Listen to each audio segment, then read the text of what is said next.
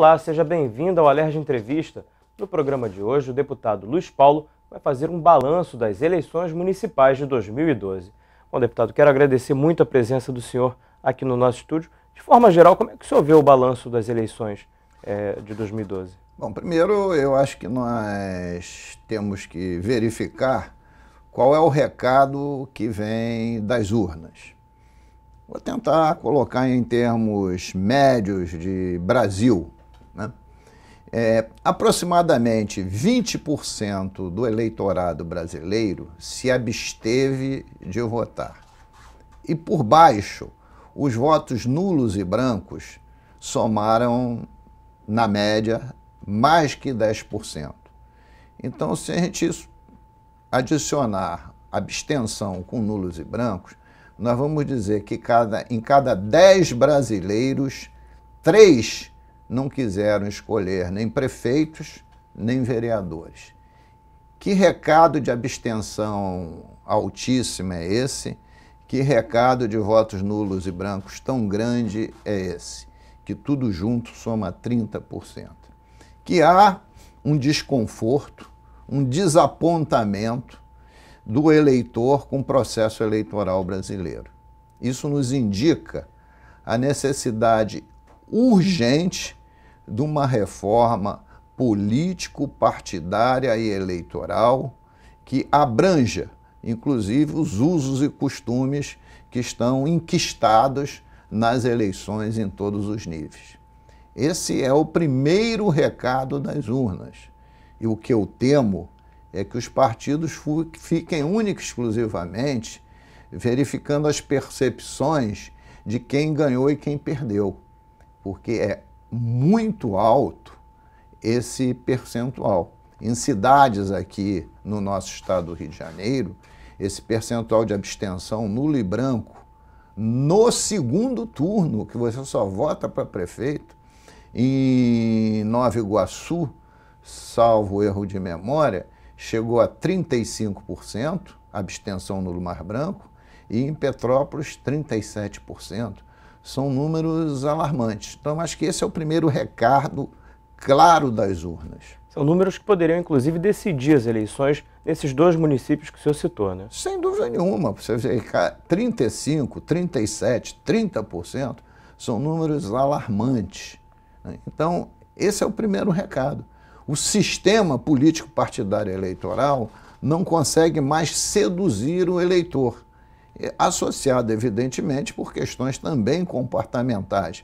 Mas eu acho que essa é o primeiro recado mais claro, que se todos os partidos políticos entenderem, que se o presidente da República, a presidenta da República entender, providencia com urgência uma reforma político-partidária eleitoral. Mas o que é necessário para mudar isso? É uma cláusula de barreira para os partidos menores que não têm grande representação não lançarem candidatos próprios? Eu acho que são muitas coisas. Precisa se discutir o voto facultativo e o voto obrigatório. Precisa se discutir o voto distrital, se distrital puro, se distrital misto. O excesso de partidos é uma realidade. A necessidade da cláusula de barreiras, a necessidade de se acabar com as coligações proporcionais que desfiguram os partidos políticos.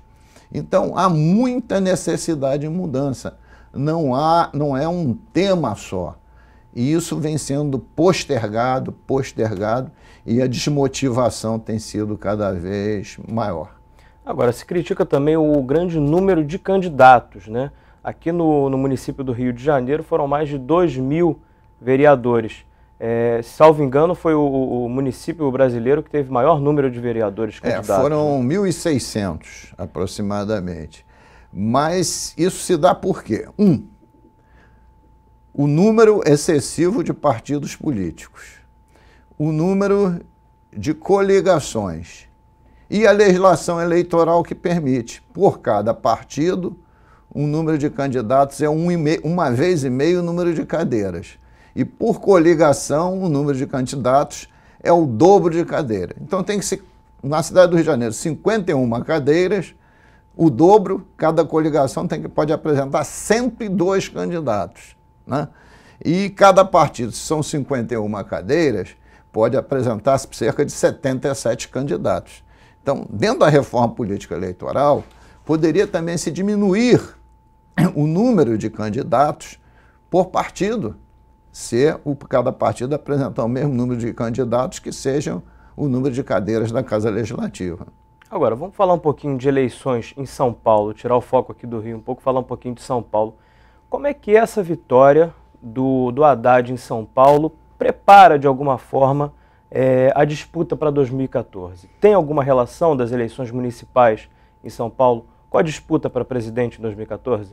Eu acho que todas as eleições têm a ver com a seguinte: nenhuma eleição é dissociada da seguinte. Não tem muitas vezes o peso que as pessoas acham, mas tem peso. Olha só, nas eleições passadas, quem governava a capital de São Paulo era o PSD, que não chamava PSD, chamava DEM, né? E quem governava o estado de São Paulo era o PSDB. E quem ganhou as eleições no Brasil foi o PT. Mas, se você for ver as eleições dentro de São Paulo, ganhou o PSDB. Não por uma ampla margem, mas ganhou.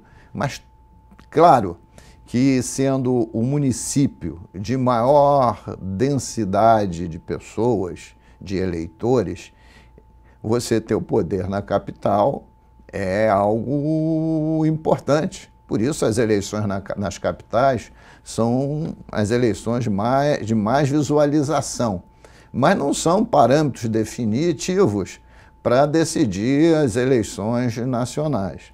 Porque se você analisar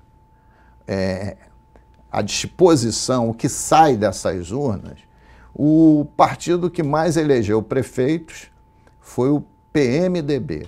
O segundo partido que elegeu mais prefeitos foi o PSDB.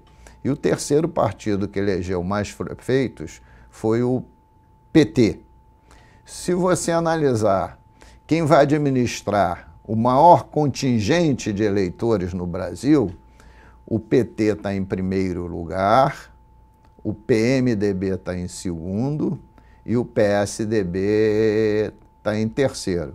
Então você faz o exame dessas duas posições e você ainda adiciona um quarto partido que cresceu mais de 40% relativamente a 2008, que foi o PSB.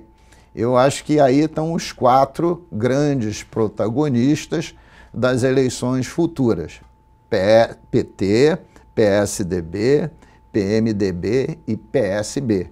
Esses são os quatro partidos que, evidentemente, ficam mais fortes para os jogos presidenciais de 2014. Agora, as eleições em São Paulo foram, de certa forma, bem confusas, no bom sentido, né? O Celso Russomano disparou na frente, ele estava isolado na frente, acabou não indo para o segundo turno, a disputa ficou entre PT e o PSDB com o Serra e o Haddad. Como explicar essa vitória do Haddad já no finalzinho da eleição, essa disparada que ele deu no final, na reta final da eleição? Olha, vamos analisar sob o ponto de vista dos grandes números.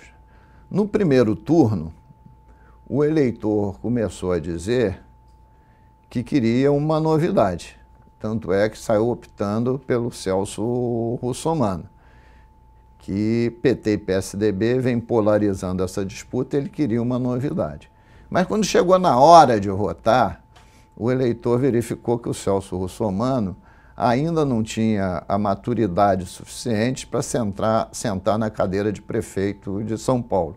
E o tirou da disputa. E colocou na disputa o Serra e o Haddad. E essa eleição em São Paulo, com a vitória do Haddad, foi uma eleição dividida, porque foi, do ponto de vista percentual, 55% para o Haddad, 45% para o Serra.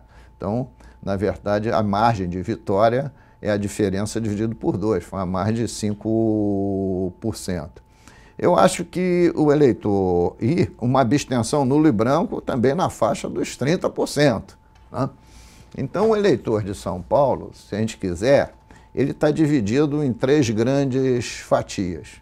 Uma que vota com o PSDB, outra que vota com o PT, e a maioria, 30-30, vamos imaginar, e uma maioria aqui de 40 que vota com aquele que fizer o discurso, apresentar as propostas, que esse eleitor mais se aproxime, né?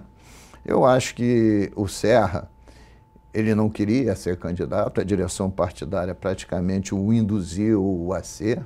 Ele já estava em São Paulo com o que a gente chama de fadiga de material, candidatura que se repete há algum tempo. E o Haddad conseguiu falar de forma mais direta para essa classe média que estava buscando o novo. E comparando o Serra com o Haddad, a novidade, para melhor ou para pior, é o Haddad. E o consagrou nas urnas. Tá certo. A Alerj Entrevista vai fazer um pequeno intervalo. A gente continua falando de eleições e vamos falar um pouquinho sobre eleições presidenciais no próximo bloco. Daqui a pouquinho a gente volta. Não saia daí.